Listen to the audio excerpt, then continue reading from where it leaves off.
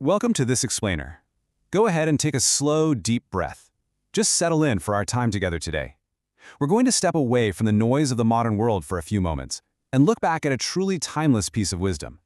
Today, we're exploring a lesson designed to teach one of the most vital life skills, the art of absolute focus and determination, and it's all grounded in a beautiful ancient narrative. Let's get started. A child who refuses to give up can achieve what even the gods find difficult. This isn't just a poetic thought. It's actually a profound truth about human potential. When we sit with this statement, it really establishes our core theme for today. Unwavering determination holds an immense, almost quiet power. It's a force so incredibly strong that it can bend reality to its will, completely regardless of your age or physical strength. Section 1. The Story of Dhruva and the Power of Unshakable Focus. To truly understand this kind of unshakable focus, we turn to the ancient lore of Dhruva. And we aren't just recounting history here, we're really looking at a blueprint for the human mind.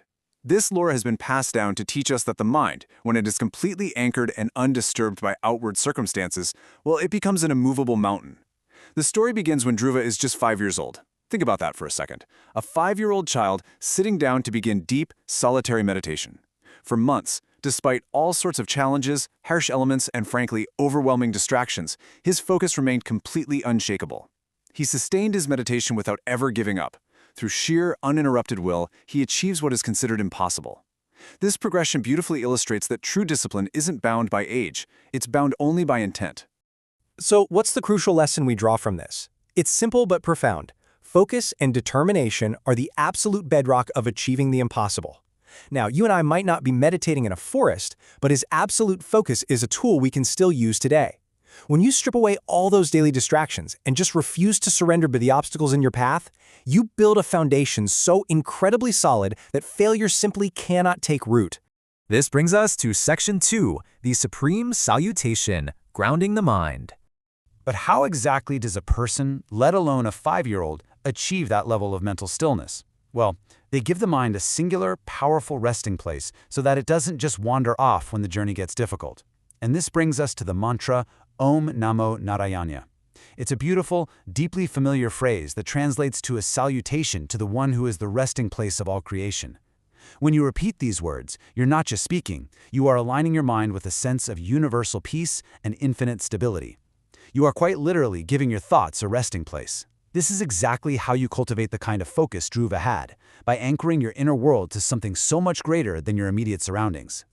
Let's move into Section 3, Building Your Star Chart, Putting Focus into Practice. Now, let's take this ancient wisdom and bring it right into your everyday life with a beautifully simple practice. Our source outlines a modern, actionable exercise designed to help you, or maybe the children you guide, build and maintain this exact kind of focus right in your own environment. I want to walk you through creating what we call a personal star chart. Okay, step 1. Take a clean piece of paper and write your name right in the center, because you are the focal point of your journey. Step 2. Add 5 qualities you want to build around your name. Maybe one of them is determination, or patience, or courage, whatever resonates with you. And finally, step 3. Display this chart in your room. By placing it where you can see it every single day, it becomes a visual anchor. Just as the mantra gives the mind a resting place, this star chart gives your daily actions a clear, visible direction. Section 4. Chintan and Sankalp, which translates to reflection and commitment. To truly integrate this lesson, we look to 2 final, beautiful inward actions. Chintan, which means reflection, and Sankalp, which means commitment. These aren't just steps on a page, they're deep inward actions. Chintan asks us to look deeply within ourselves, and Sankalp asks us to make a firm vow moving forward. So, for our Chintan, our reflection today, I want you to consider this. Dhruva was only 5 years old, and he never ever gave up. So, what is one thing you want so much that you would never stop trying for? Take a moment. Just sit with that question. Find that one thing right there in your heart. And now we arrive at our Sankalp, our commitment. I offer this to you as a warm, personal invitation to carry with you in the days ahead. This week, I will not give up on one difficult thing, even when I feel like quitting. Hold on to that commitment. When the path gets hard, remember the focus of a 5-year-old who moved the heavens just by refusing to quit. If a child's unwavering mind can command the universe, what reality could you shape if you truly refuse to break your focus? Thank you for joining me for this explainer. I sincerely wish you clarity and peace on your journey. Get ancient wisdom and infinite guidance, anywhere, anytime. Visit sanathan.app today. Start your spiritual journey now.